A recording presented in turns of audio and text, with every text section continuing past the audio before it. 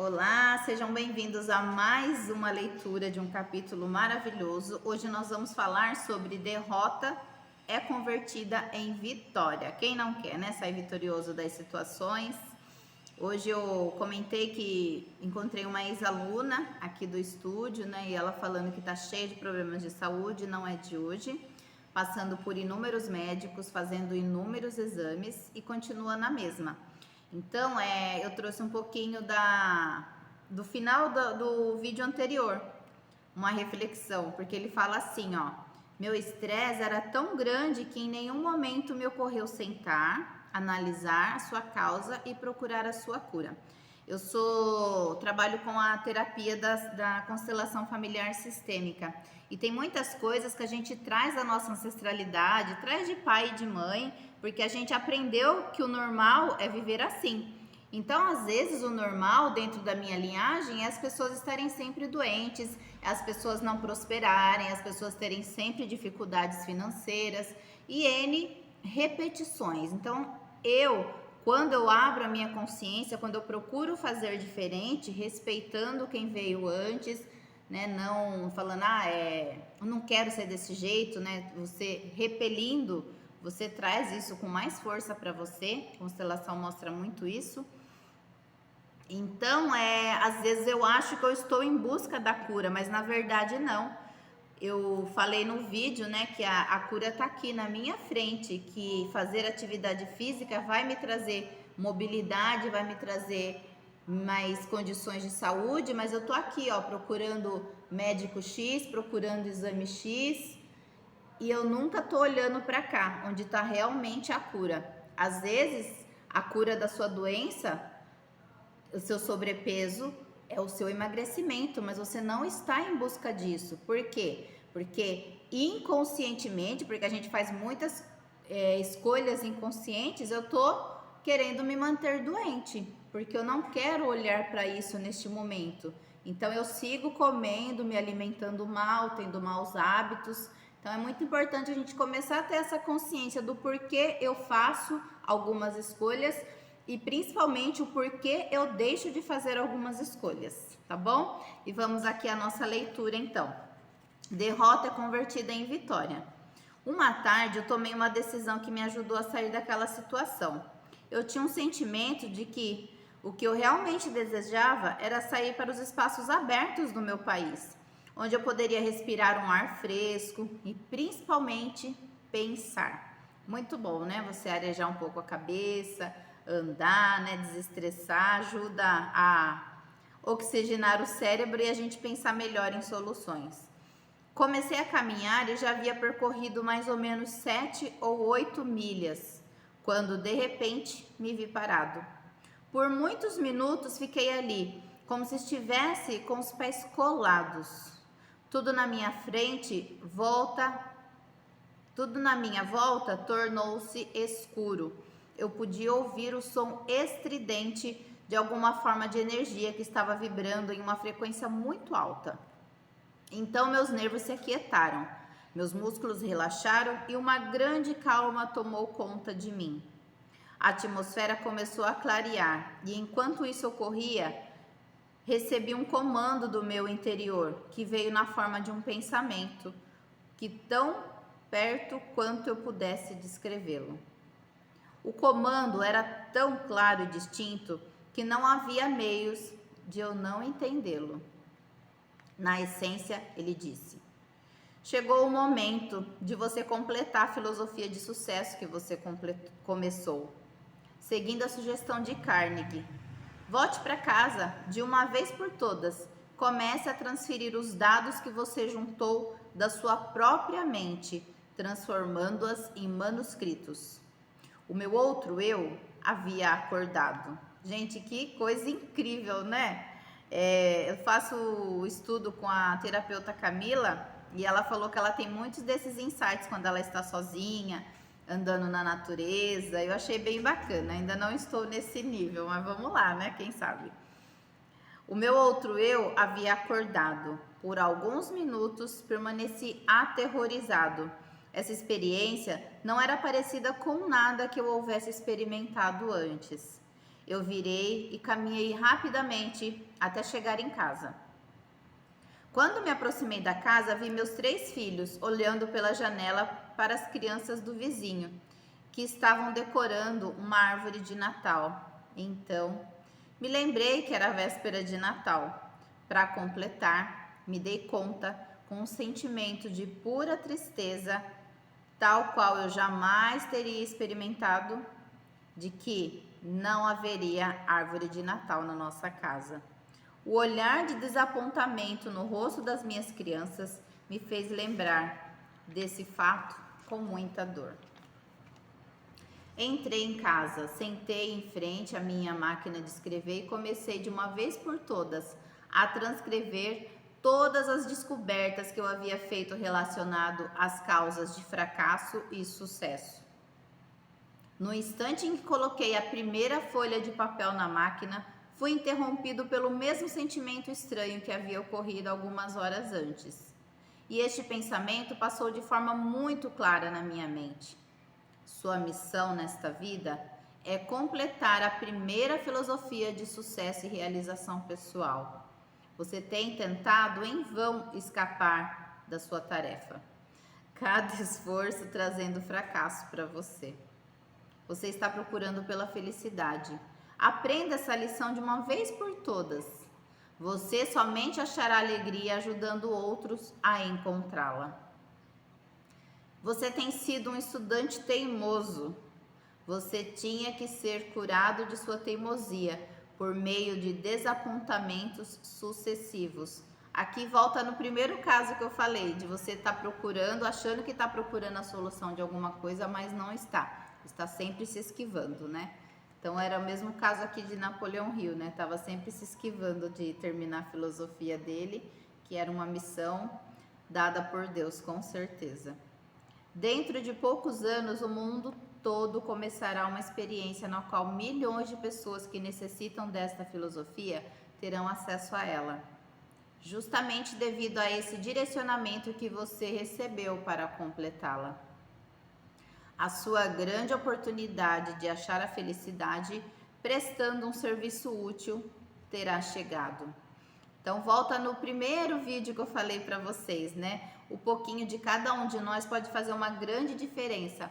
Então é esse pouquinho dentro da minha realidade, dentro da Niceia mãe, dentro da Niceia professora, né? E cada papel que a gente tem na sociedade, né? Eu tenho os meus, você tem os seus, então um pouquinho de cada um de nós pode fazer muito.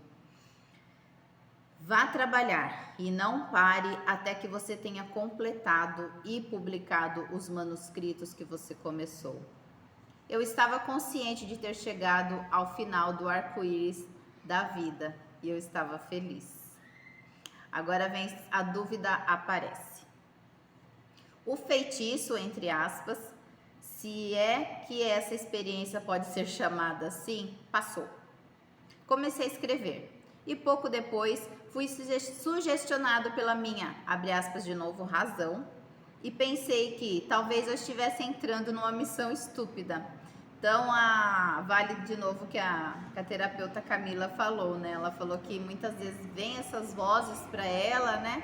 E que às vezes a gente acaba negligenciando se você não estiver focado, né? Ou estiver observando realmente.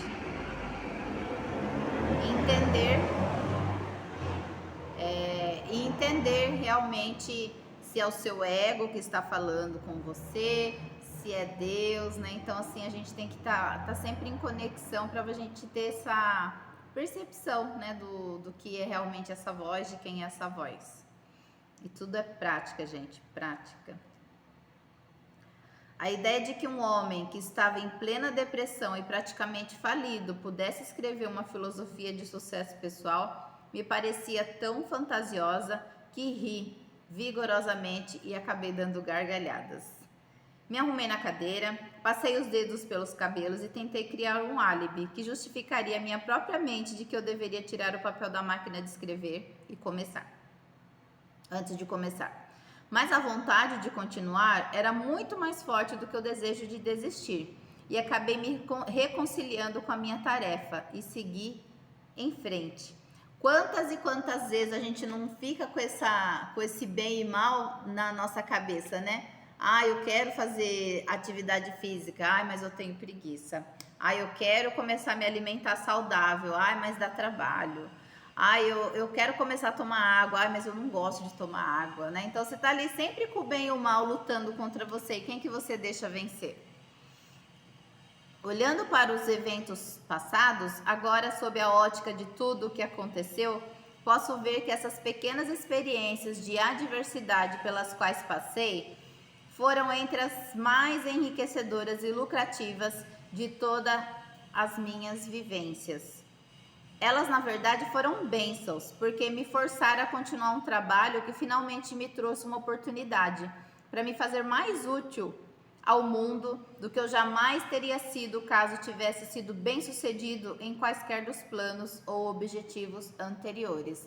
Então, quantas vezes a gente não tem que passar pelos fracassos, pelos desafios, para que a gente consolide aquilo dentro de nós, né? Fala, não, realmente eu posso te dar o caminho porque foi esse caminho que eu trilhei. Então, se ele só falasse de fracasso e sucesso analisando as pessoas com quem ele pesquisou a vida toda, nesses 20 anos, não teria tanta solidez, não teria tanta força quanto ele também passar por esses desafios pessoais.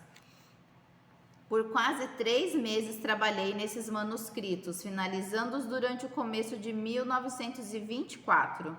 Assim que os completei, me senti novamente compelido de voltar ao jogo dos negócios americanos.